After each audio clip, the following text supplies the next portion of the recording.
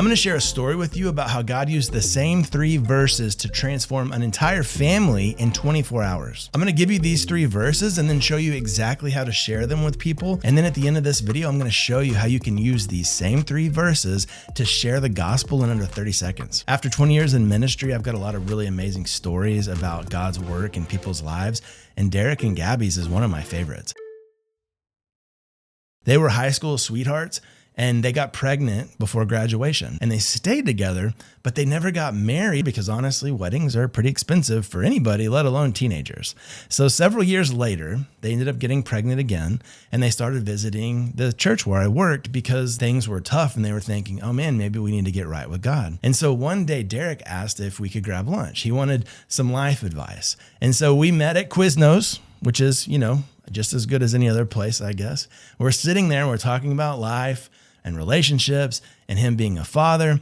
I could tell that what Derek needed most wasn't just advice. He needed to know Jesus. And so I asked him if it was okay if I shared some Bible verses, and he said that that was cool. And so I opened it up to Romans 3:23. I had it highlighted and I pointed to it, and I said, hey, could you read this for me? And he read it. For all have sinned and fall short of the glory of God. When he was done, I said, well, what does that mean to you? What do you think that's saying? And Derek pretty quickly got it. He said, yeah, none of us are perfect. We're all messed up. I said, exactly. Hey, here's another one. And I flipped over to Romans 6:23, and he read it. The wages of sin is death, but the gift of God is eternal life in Christ Jesus our Lord. So what's that telling us? I said. And I found that it takes people a little bit longer to grasp the meaning of this particular verse. But, pretty quickly, Derek said something along the lines of, so our mistakes have consequences, but God offers us something better. I said, yeah, exactly.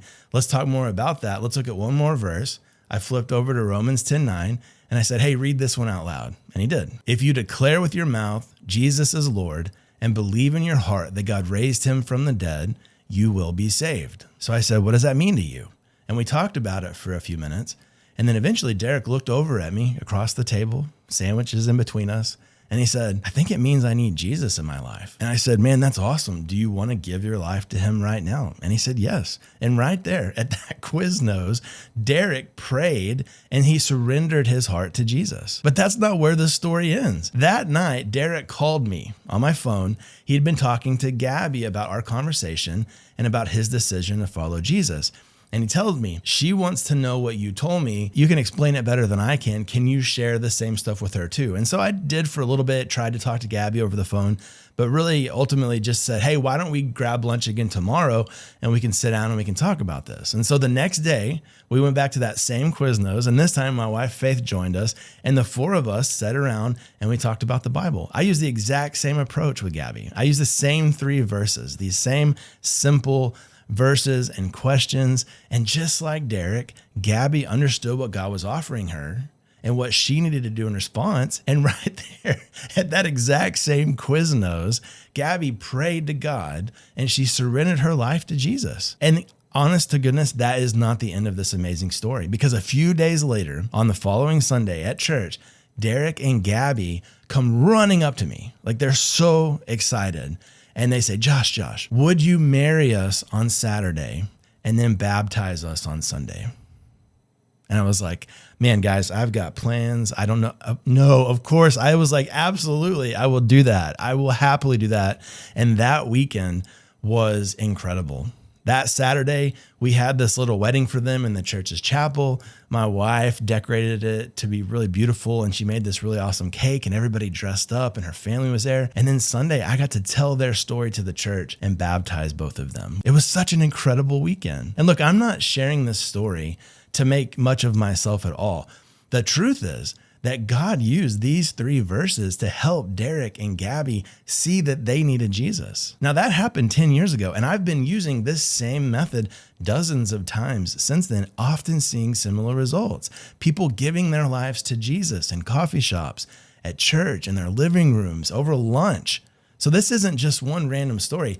This is a method that consistently works because it lets God's word do what God's word does. It speaks the truth into people's lives, and it changes people's hearts. So let's talk about these 3 verses that God used to transform this family. Romans 3:23, Romans 6:23, and Romans 10:9. These 3 verses tell the complete gospel story. They tell about the problem that we face, the solution that God has provided, and they tell us how we can respond to and receive his free gift of salvation. And so I want to show you exactly how I share these verses and why this approach I think is so effective and why it can work for you as you share the gospel with people in your life. So step 1, Romans 3:23.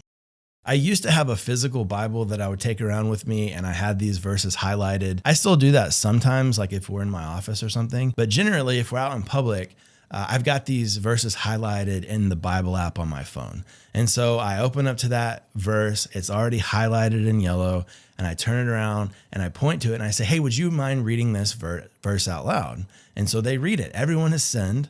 We all fall short of the glory of God. And so then I ask them, okay, what do you think that's saying? Now, this is huge because in both instances here, they're the ones reading the scripture, and then they're the ones telling me what they think that it means. What's happening? Well, I'm taking myself out of the equation. This is a really big deal. It's crucial because I'm not the one telling them what I think that this means. I'm asking them. Now, why is that important? Because I want them to discover the truth for themselves. And as they start to understand it, that's evidence of the Holy Spirit revealing God's truth to them. It's not me trying to convince them of anything. And that tends to be the thing that we're the most scared of when we're trying to share the gospel, is being afraid of, oh, I don't know enough, or I'm afraid that they're going to reject me. This takes all of that off the table. And this is simply them reading the word and them talking about what they think that it means, and then watching the Spirit reveal this truth to them. Now, I like to clarify that there's 2 camps here. There's 2 different groups of people, if you want to think about it that way. And they're sorted by perfect holiness and everybody else. This is a great opportunity to show them, look, this isn't people being compared to one another. There's God and there's everybody else. There's the God who's holy, and there's everybody else who has sinned and fallen short of his holiness. I hope you think this is helpful so far. If so, take a second, hit like, and subscribe so that new videos just like this know exactly where to find you every week. And let's talk about Romans 6:23. So we swipe over that verse and it's already highlighted, and we point to it and we go, okay, now read this one out loud. And they do. The wages of sin is death, but the free gift of God is eternal life through Christ Jesus our Lord. And we say, okay, what does this one mean to you? This is where the conversation starts to take a little bit longer when we're talking about the verses. One reason, because there's 2 different parts here. There's the wages of sin part, and then there's the free gift of life part. And so I find it helpful if they seem to kind of be getting a little confused to break it up a little bit. And I'll say, okay, let me ask you, what's a wage? What does that word wage mean to you? Because we earn wages. Like if you're a waiter, if you're a server, you're going to work so many hours, or you're going to get your tips, you're going to earn those wages. And then we talk about that, let them explain that to me. And then I say, okay, now what's the difference between a wage and a gift? Well, you don't earn a gift. A gift is something that somebody else gives you. And so they start to see this, that our sin has earned us death, but there's this amazing word in there, but that changes everything, because God offers life as a gift through Jesus. And this is where we get to talk about what Jesus did, how he lived the perfect life that we couldn't, and how he died the death that we deserve, and how God raised him from the dead, proving that he wasn't just some guy with these crazy claims. And so before going to that 3rd verse, I also like to ask them something like this, that I say, what has to happen before that gift is yours? I start asking them this because for some reason it tends to take people a little bit to realize that they have to receive a gift before it's theirs. And I might even say something like, hey, if I had a gift, if I had a present, I bought you this present and I want this present to be yours, what has to happen before this is yours? And this helps them see what it takes, which is obviously they have to receive it. And that's when I get to say, okay, that's what Romans 10:9 is about. Let's look at it. So I swipe over, I find Romans 10:9, it's highlighted, I point to it, and I say, okay, now read that one out loud. And they say, if you declare with your mouth Jesus is Lord and believe in your heart that God raised him from the dead, you will be saved. And guess what I do? That's right. I say, what does that mean to you? This one typically takes a little bit longer than the other ones. And so I spend a lot of time listening and praying.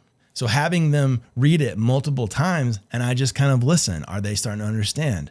I'm praying as they're reading. I'm praying as they're responding, because we want them to understand the difference between declaring or confessing that Jesus is Lord and believing that God raised him from the dead. One is we're confessing Jesus as Lord. That means he's God. He's Lord of my life.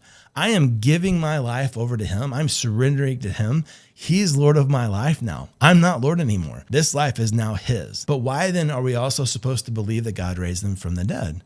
Because he's still alive. He's not just some crazy guy with lofty ideas who said he was going to die for us on the cross and then he died and he's not alive anymore. No, Jesus is alive. He is God. He does have the power to cleanse us of our sins and to beat death. That's huge.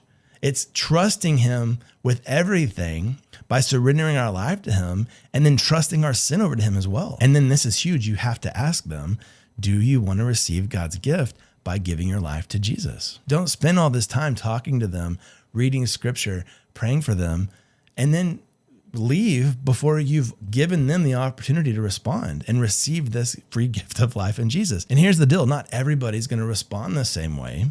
So let me give you some examples of how to handle different situations. If they don't understand a verse, simply say, read that again for me, or ask, what words jump out to you about this verse? There's no reason to rush anybody. Let them think and listen and pray. Now, what if they want to argue or debate? I say just keep a curious posture. Ask questions like, well, what makes you think that? Or tell me more about that. Remember, you're not trying to win an argument. You're trying to serve them by showing them the God of all creation. What if they're not ready? Well, that's okay. Thank them for their time and ask if you can follow up later. I've had people say no initially multiple times, and then they end up giving their life to Jesus weeks or months later because I just keep that conversation going and I keep praying for them. They just needed a lot longer to kind of think through and process. But look, that's huge because sometimes that can be way more powerful and even long lasting than decisions that are just made on a whim or on some emotional high. So what if they say, yes, I'm ready to give my life to Jesus? Celebrate. That's exciting. Ask them if they want to pray right now.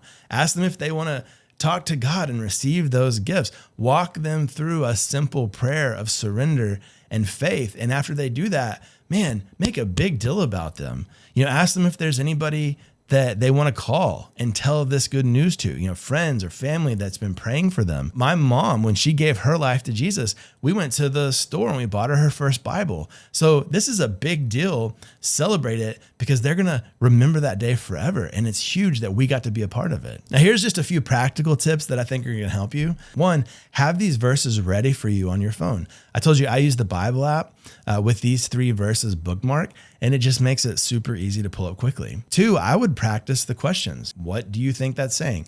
What's that telling us? What does that mean to you? These become natural with practice. So just kind of have them ready to rock and roll. 3, look for natural openings. You don't have to force this conversation. When conversations turn to life struggles, purpose, or spiritual things, that's an opportunity to start sharing the gospel. 4, pray before, after, and during this conversation. Ask God to prepare hearts, to give you opportunities. Always be praying for that person, especially afterwards, whether they receive Christ or not, because they're in the midst of spiritual warfare over their soul. And then 5th, follow up. If someone gives their life to Jesus, they're a brand new baby Christian. You need to follow up with them. You need to help them grow and understand and learn and help them be surrounded by people that are going to care for them. They need encouragement, prayer, and they need help connecting with other believers. And if they're not ready yet, they need somebody praying for them, caring for them, following up with them, and continuing to share the gospel with them. That's a big deal. All right, now, as promised, I'm going to show you how to do this in 30 seconds. If you just have a short amount of time, like you're on an elevator or somebody has to take off and you just feel like the Spirit is putting it on your heart to share the gospel with them, here's something that you can share with them in 30 seconds or less. Hey, can I share something with you real quick? God loves you. He created us to know him and know his love for us, but the Bible says we've all sinned and fallen short of God's holiness.